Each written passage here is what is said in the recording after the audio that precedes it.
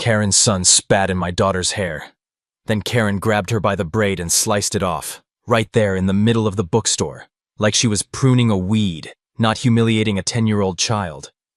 While my daughter cried, holding what was left of her identity in trembling hands, they laughed. So I grabbed Karen by the neck, slammed her into the floor, and used her own scissors to tear through every strand of pride she ever wore. Her son? He watched from the ground with a bloody lip and a new understanding of fear. But the worst part wasn't the hair or the bruises. The worst part made her wish I'd stopped at the scissors. It all started on a Sunday, a day that was supposed to be quiet, ordinary, forgettable. But some Sundays don't go quietly. Some Sundays leave scars. I just wanted a quiet Sunday with my daughter. The kind of afternoon where the world slowed down, where fathers and daughters could sit in peace, lost in books, away from HOA meetings, away from people like her. We walked into the little bookstore tucked between the coffee shop and the post office, our favorite spot. The lighting was soft. The air smelled of old pages and fresh wood polish. My daughter's eyes lit up the moment she saw the display for Anne of Green Gables. Her fingers traced the spine like it was a treasure she'd found all on her own. I smiled. That kind of smile only a father understands. She picked a copy, walked over to the beanbag chair in the children's section, and sat down with her feet tucked underneath her. Her long auburn hair was braided down her back, neat, tight, and proud. She looked peaceful, untouchable. I should have known that peace never lasts. The bell above the door jingled. My heart didn't flinch, but something in the air changed. It always does when Karen walks into a room. Her heels clicked louder than necessary. Her perfume hit first, sharp and expensive, like something meant to overwhelm, not invite. And then came her son, smug, oversized for 11, and already looking for someone smaller to push. I looked up. Too late. Karen's eyes locked on my daughter like a hawk spotting a rabbit. The smile on her lips wasn't joy, it was ownership, entitlement. My little girl, oblivious, kept reading, her world still full of red-haired heroines and kindred spirits. But I felt the tension tighten in my chest. The way Karen was looking at her. That wasn't just HOA attitude. That was cruelty, coiled and waiting, and before I could stand, the silence of that bookstore would shatter, like a scream waiting for its moment to be born. Karen didn't speak at first. She just stood there in her pale blue suit, one hand on her hip, the other gripping that crocodile leather handbag like it was a scepter. Her lips curled as she looked down at my daughter, still sitting quietly with Anne of Green Gables open in her lap. Then she laughed, just loud enough to draw attention, just fake enough to send chills down my spine. "Isn't that sweet?" she said. "Little orphan Annie pretending to belong." I froze. My blood surged, but my body didn't move. Her son, Chad, of course it was Chad, swaggered up behind her. Tall for 11, thick-shouldered, wearing a backwards cap and designer sneakers. His face was full of that early brood cruelty kids learn when they've never been told no. He didn't look at the books. He looked at my daughter. "Hey," Chad sneered. "You got this from the special shelf? You even allowed to sit here?" My daughter looked up, confused, polite. "I was just reading. I didn't—" Snatch.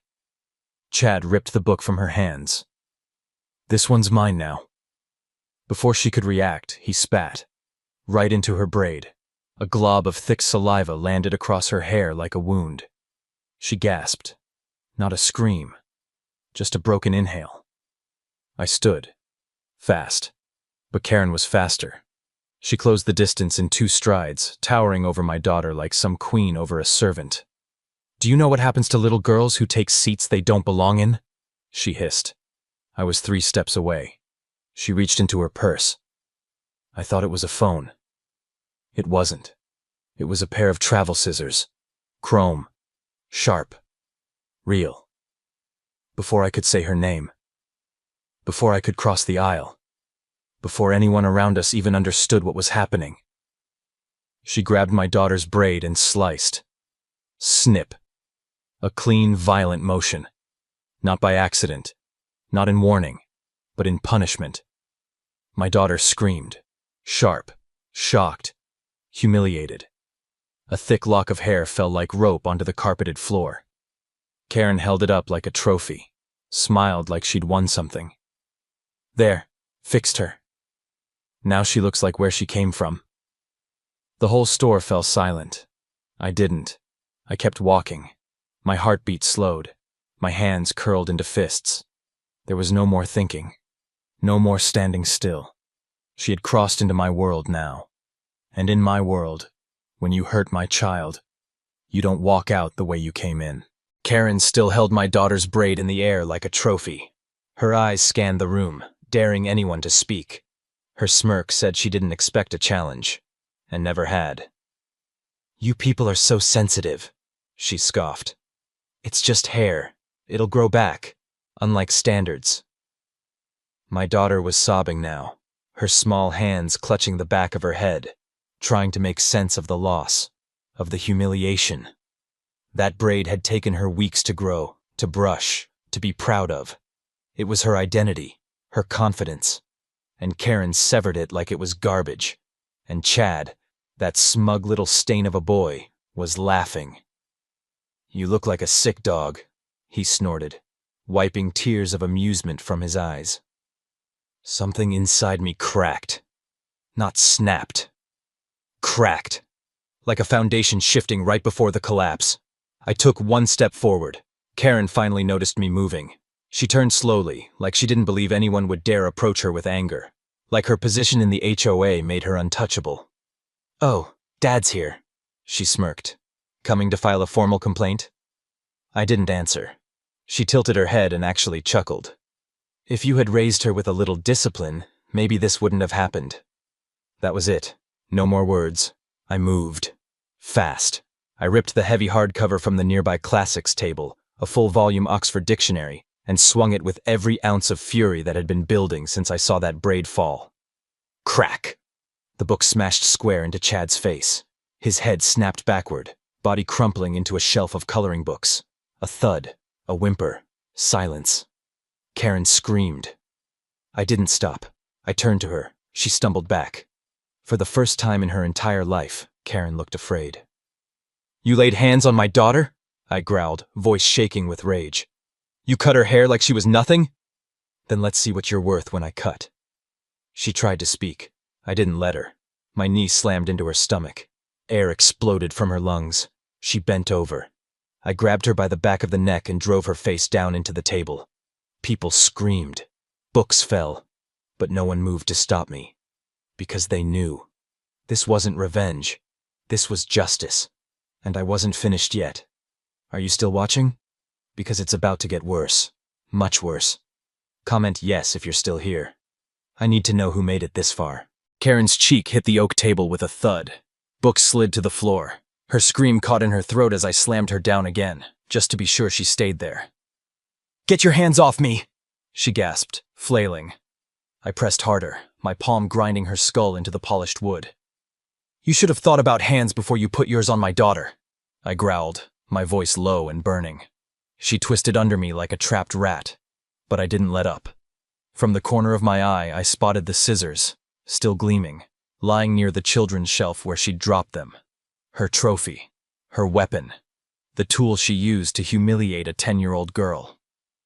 I released her neck for half a second, just long enough to snatch the scissors, then shoved her flat again with my forearm. No, no, you can't, she shrieked. Oh, I can, I snapped.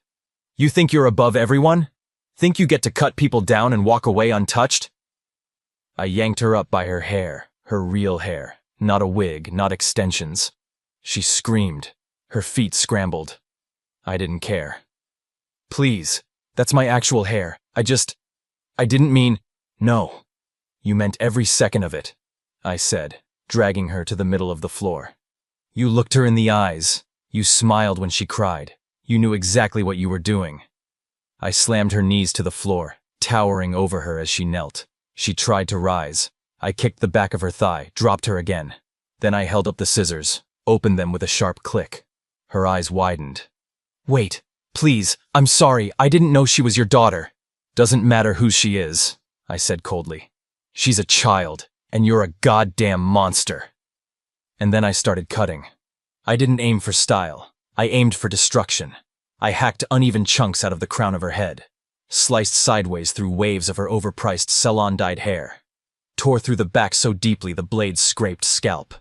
Karen screamed, clawed the air, but I held her in place. One hand twisted in her roots, the other hand working fast, relentless, punishing. Hair rained down onto the bookstore floor, dark clumps, long strands, pieces of the pride she wore like armor. I stripped it all away. "You wanted to cut a child to size?" I hissed in her ear. "Now I'm cutting you down." She sobbed, loud, ugly, makeup streaked down her face. The entire store watched, but no one stopped me, because everyone had seen what she did, and everyone knew this wasn't about appearances anymore. This was about the line she crossed. By the time I was done, her head was patchy, jagged, ruined. No hairdresser could fix what I'd left behind. Just humiliation. Just truth. I let go. She collapsed forward, crawling on her elbows through the pile of her own hair. I stood over her, breathing hard. The scissors dangled from my hand. "Next time you raise a blade to a kid, Karen," I said, voice like steel, "make sure their parent isn't watching." And then I dropped the scissors at her knees. Now we're even. But I'm still standing. Karen crawled across the bookstore floor like a wounded animal, her designer blouse soaked in sweat, hair raining down behind her like ashes from a burned crown. She tried to clutch what little remained on her scalp, but her fingers trembled too hard to hold anything. I didn't follow. I grabbed her by the back of the collar and dragged her, legs scraping against the carpet, past the scattered books, past the stunned customers, until we reached the open center of the store. The splayed carpet, the lights above, the whole world watching. "You don't get to crawl into the shadows after what you did," I snarled. "You don't get silence. You don't get mercy." Her voice cracked. Please. You've already what? Humbled you?" I barked. "Lady, this isn't humility. This is consequence." I ripped the remains of her butchered hair from my palm and slammed it down in front of her. "Here. Look at it. Touch it. Smell it. That's what it's like to have your identity taken from you." Karen stared at the hair, her once immaculate locks, now mangled, stained, meaningless. And then I turned to her son. Chad had managed to crawl to a corner. He was holding his nose, eyes wide, mouth open like a fish gasping for air. I walked over, grabbed him by the shirt, and dragged him by one arm back toward his mother. He screamed. I didn't flinch. I shoved him to his knees, right in front of her. "You spit in my daughter's hair." You laughed when she cried. "You're not a kid anymore, Chad. You're just like her." They both looked up at me, broken and shaking. I could feel the eyes of everyone in that store, dozens of them, watching. Not one moved. Not one stopped me. No one called the police, because they'd all seen it. They knew what Karen did. They saw the truth. "Take a good look," I said, turning in a slow circle so everyone could see. "This is what entitlement looks like when it's peeled back. This is what a coward looks like without her crown." Karen collapsed again, sobbing into the carpet.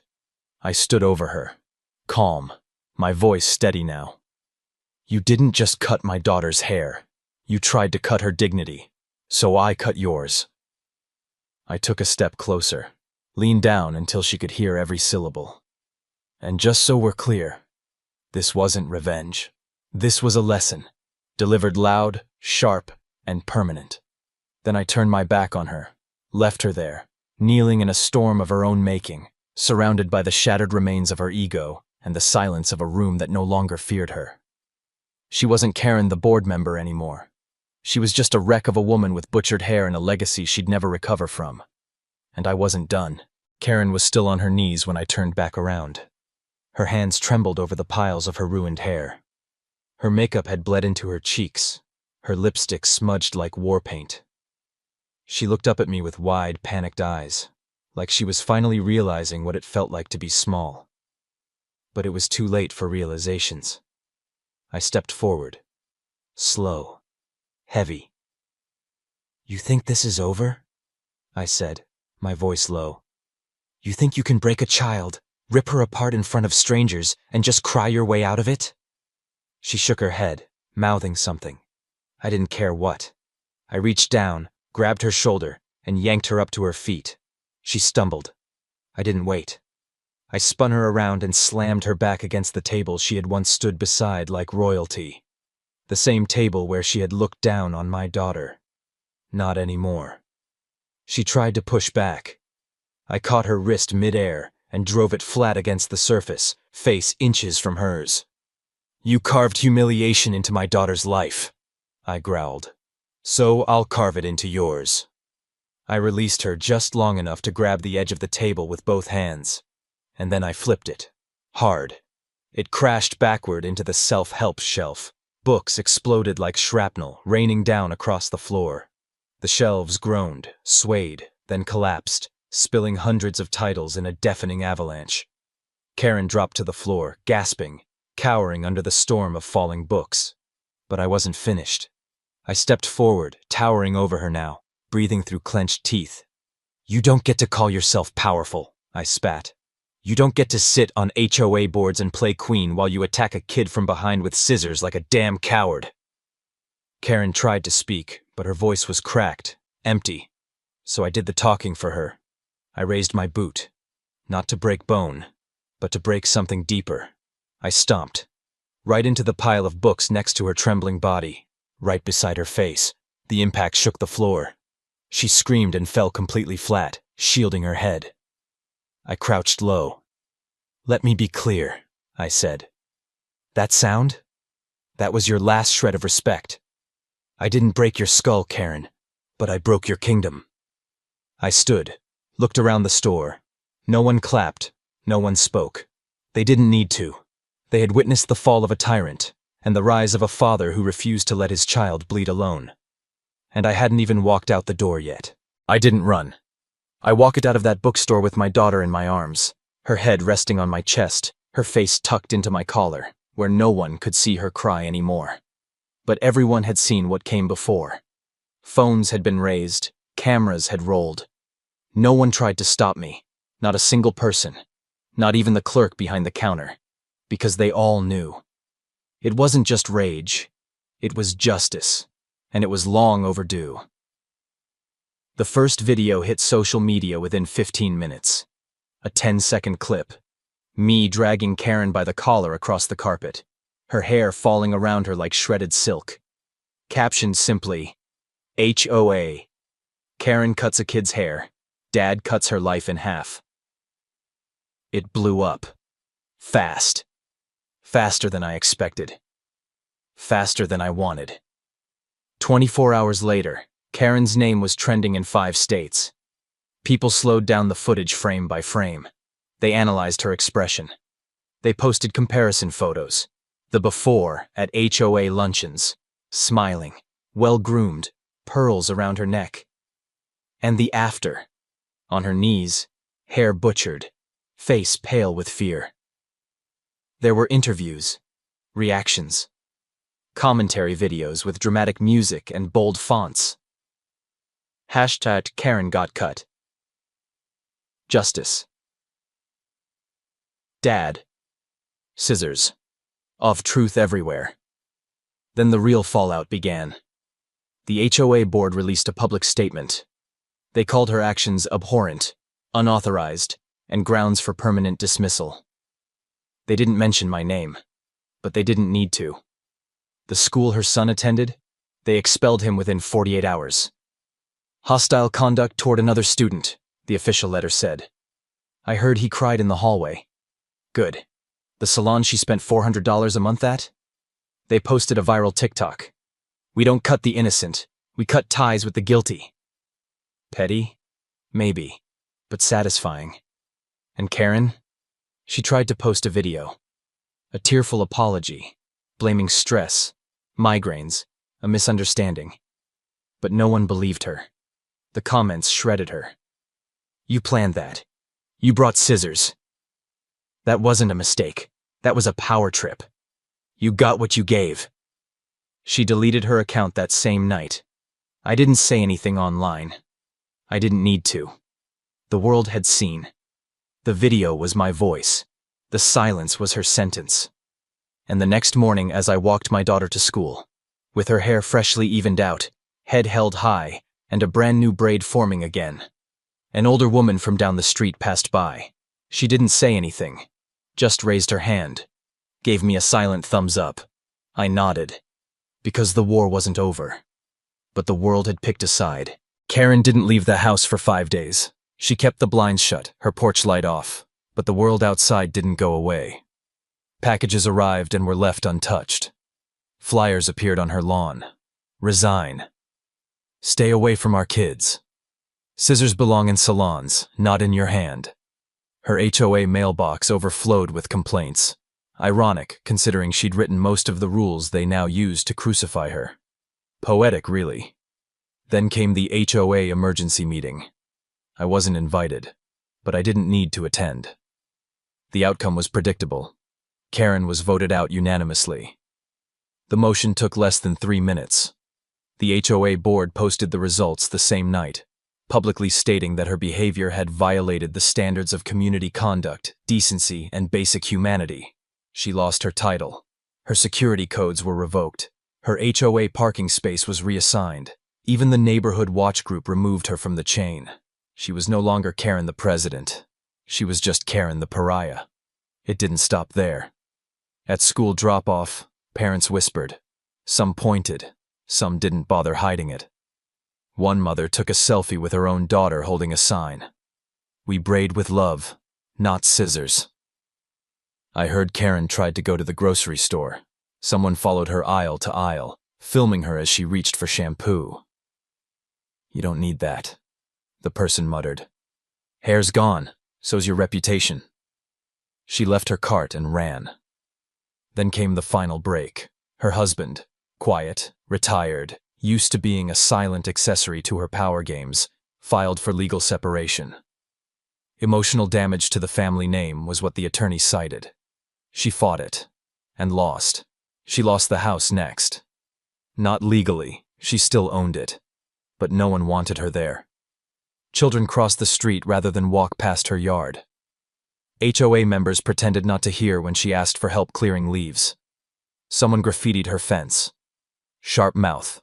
Sharper fall. By week's end, a for sale sign appeared in her yard. The listing didn't mention the scandal. Didn't have to. Everyone knew. On the 7th day, I saw her from across the street. She stood on her porch, wearing a beanie that sagged over her misshapen haircut, sunglasses that hid nothing, and clothes far simpler than the power suits she used to parade through HOA meetings. She didn't wave. She didn't glare. She just stood there, still, stripped, not just of position, but of presence. She had built her entire identity on control, status, fear. Now, no one feared her. No one listened. No one answered when she knocked. And I realized she wasn't just gone. She'd been erased. Later that night, my daughter asked me a question. Is she gone forever? I didn't lie. People like that never really disappear, I said.